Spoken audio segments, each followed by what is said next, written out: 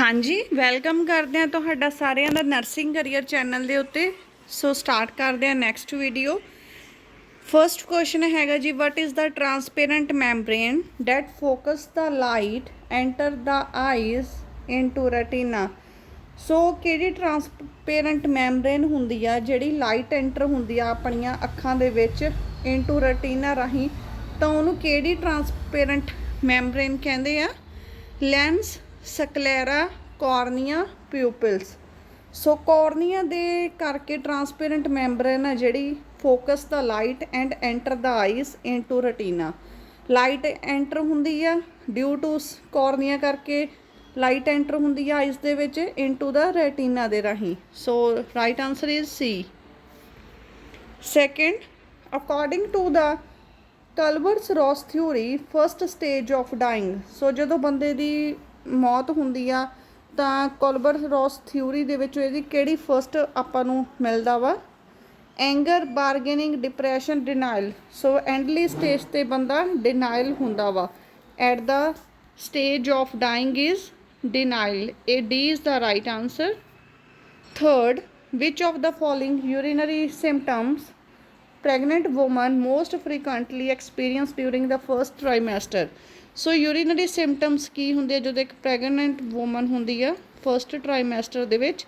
ਡਿਜ਼ਿਊਰੀਆ, B frequency, C incontinence, D burning.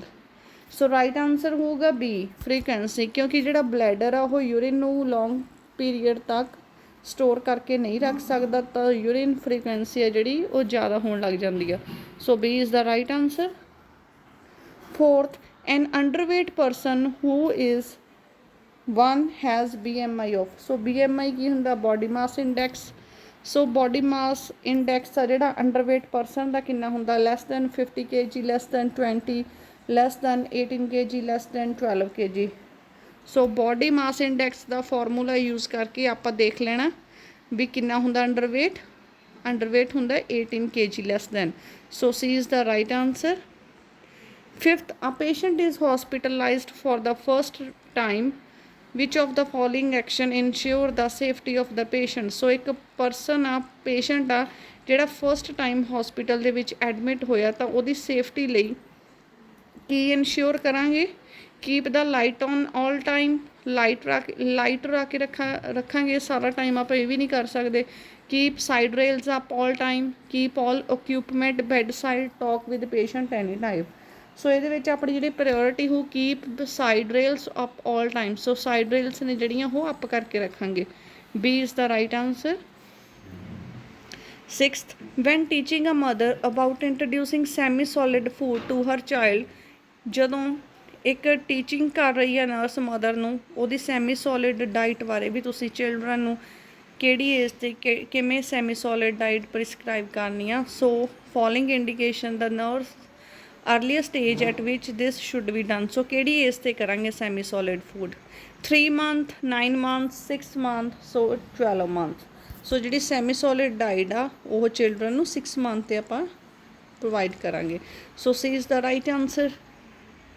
Seventh, osteochondroma is a disease condition which is related to. So osteo means तुहानूं पता ही है, osteomalacia हो जाता, osteoporosis हो जाता।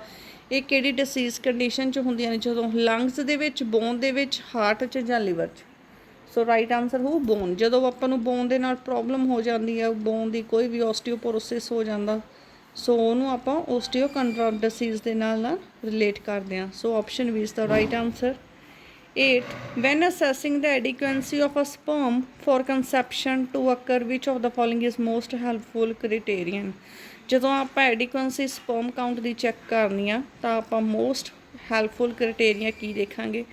Sperm count, sperm maturity, sperm volume, sperm mortality. So ਆਪਾਂ assess ਕਰਾਂਗੇ adequacy of sperm ਦੀ sperm mortality. So D is the right answer. 9th, to assess high diarrheal morbidity and mortality among children, which tablet has been added with ORS। ਸੋ ਕਿਹੜੀ ਆਪਾਂ ਨੂੰ tablet add ਕਰਨੀ ਚਾਹੀਦੀ ਹੈ ORS ਦੇ ਨਾਲ ਜਦੋਂ ਆਪਾਂ ਹਾਈ ਡਾਇਰੀਆ ਮੋਰਬਿਡਿਟੀ ਐਂਡ ਮੋਰਟੈਲਿਟੀ ਨੂੰ ਚੈੱਕ ਕਰਨਾ?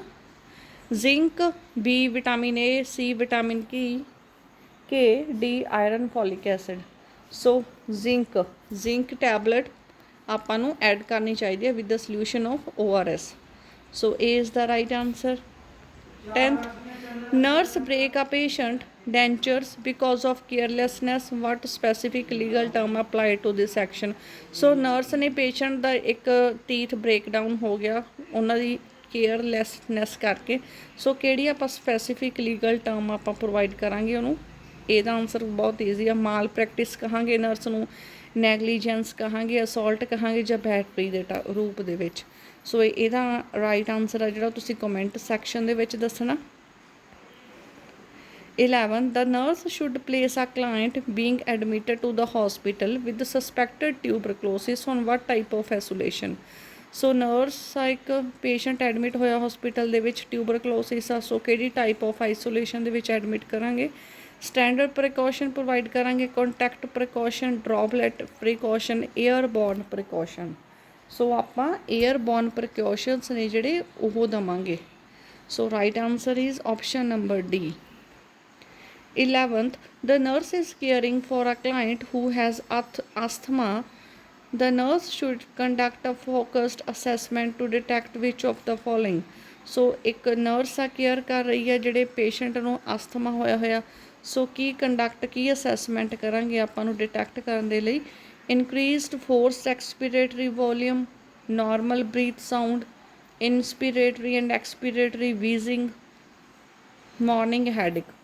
ਸੋ ਇਹਦਾ ਰਾਈਟ ਆਨਸਰ ਹੋ ਕਿਉਂਕਿ ਅਸਥਮਾ ਪੇਸ਼ੈਂਟ ਨੂੰ ਸੋ ਵੀਜ਼ਨਿੰਗ ਦੀ ਸਾਊਂਡ ਆਪਾਂ ਦੇਖਾਂਗੇ, ਇਨਸਪੀਰੇਟਰੀ ਐਂਡ ਐਕਸਪੀਰੇਟਰੀ ਵੀ ਕਿਵੇਂ ਜਾ ਰਹੀ ਹੈ, ਕਿਵੇਂ ਆ ਰਹੀ ਆ। ਸੋ ਸਾਹ ਦੇ ਨਾਲ ਰਿਲੇਟਡ ਆ ਗਿਆ। So C is the right answer. 13th, biomedical waste mixing with cement is known as incineration, inertization, shredding, autoclaving. So biomedical waste mix with cement is known as inertization. So B is the right answer. ਅੱਗੇ ਹੈਗਾ 14th, saddle back fever is also known as. So saddle back fever ਆ ਜਿਹੜਾ ਉਹਨੂੰ ਆਪਾਂ ਹੋਰ ਕੀ ਕਹਿੰਦੇ ਆ? Brucellosis, dengue fever, malaria fever, typhoid fever. So saddle back fever is known as dengue fever. B is the right answer. 15th, unit of study in ecological study. So unit of study ਹੈ ਜਿਹੜੀ ecological study ਦੇ ਉਹਨੂੰ ਕੀ ਕਹਿੰਦੇ ਆ? Individual, population, community, patient ਜਾਂ ਫਿਰ case. So unit of study in ecological study ਨੂੰ population. B is the right answer. 16th, which of the following signs will indicate that a young child is suffering from severe pneumonia? ਸੋ ਇਹਨਾਂ 'ਚੋਂ ਕਿਹੜਾ sign indicate ਕਰੂ ਇੱਕ child ਆ young suffering ਕਰ ਰਿਹਾ pneumonia ਤੋਂ? ਉਹਦੇ 'ਚ ਕੀ ਉਹ ਆਪਾਂ ਨੂੰ ਸਾਇੰਸ ਇੰਡੀਕੇਟਰ ਦਿਖਣਗੇ? A dyspnoea, next B coughing, C fast breathing, chest indrawing. So the right answer is chest indrawing. So chest ਦੇ ਵਿੱਚ ਆਪਾਂ ਨੂੰ ਡਰਾਇੰਗ ਦੀ ਤਰ੍ਹਾਂ ਦਿਖੂ। Next 17th, when removing gloves which of the following is inappropriate nursing action? ਉਹ ਕਹਿੰਦੇ ਵੀ ਜਦੋਂ ਰਿਮੂਵ ਕਰ ਰਹੀ ਹੈ ਨਰਸ ਗਲਵਜ਼, ਸੋ ਇਹਨਾਂ 'ਚੋਂ ਕਿਹੜਾ ਇਨਐਪਰੋਪਰੀਏਟ ਨਰਸਿੰਗ ਐਕਸ਼ਨ ਹੋ? A wash gloved hand first, peel off gloves inside out, use glove to glove, skin to skin technique, remove mask and gown before removing gloves. ਸੋ ਪਹਿਲਾਂ ਰਿਮੂਵ ਕਰਨ ਤੋਂ ਗਲਵਜ਼ ਨੂੰ remove mask ਕਰਨਾ ਅਤੇ gown ਕਰਨਾ, ਫਿਰ gloves ਆਪਾਂ remove ਕਰਨੇ ਆ। ਸੋ 4th is the right answer. 18th, a nurse is caring for a patient with swine flu. So swine flu the patient ਆ and she has to give the drug of choice for swine flu. So ਕਿਹੜੀ drug of choice ਆਪਾਂ given ਕਰਾਂਗੇ? A acyclovir, B adifovir, C cidofovir, D oseltamivir. So the right answer is oseltamivir. Swine flu drug of choice ਰਹੂਗੀ। D is the right answer। 19th, which of the following is not type of wound? ਸੋ ਇਹਨਾਂ 'ਚੋਂ ਕਿਹੜੀ type ਨਹੀਂ ਹੈਗੀ ਵੁੰਡ ਦੀ? ਕੰਟਰਸ਼ਨ, ulcer, ਲੈਸਰੇਸ਼ਨ, puncture. ਸੋ ਜਿਹੜੇ ulcers ਨੇ is not type of wound. B is the right answer। 20th, refers to condition that increase vulnerability of individual or group to illness or accident.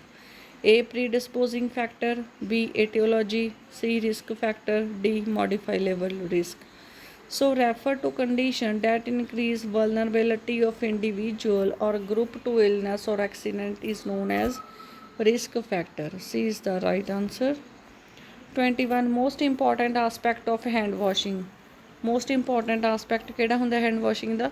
Time, frequency, service, tension ਜਾਂ ਫਿਰ friction. Friction is the most important aspect of hand washing. Position used for flatus tube insertion is left lateral, right lateral, high Fowler and Trendelenburg. So the right answer is right lateral position for flatus tube insertion. B is the right answer. ਸੋ ਇਹ question ਸੀ ਥੋੜ੍ਹੇ ਜਿਹੇ ਜਿਹੜੇ ਆਪਾਂ discuss ਕੀਤੇ ਆ। ਮਿਲਦੇ ਆਪਾਂ next video ਦੇ ਨਾਲ। ਕਾਫੀ ਇੰਪੋਰਟੈਂਟ ਮਲਟੀਪਲ ਚੋਇਸ ਕੁਐਸਚਨ ਸੀਗੇ।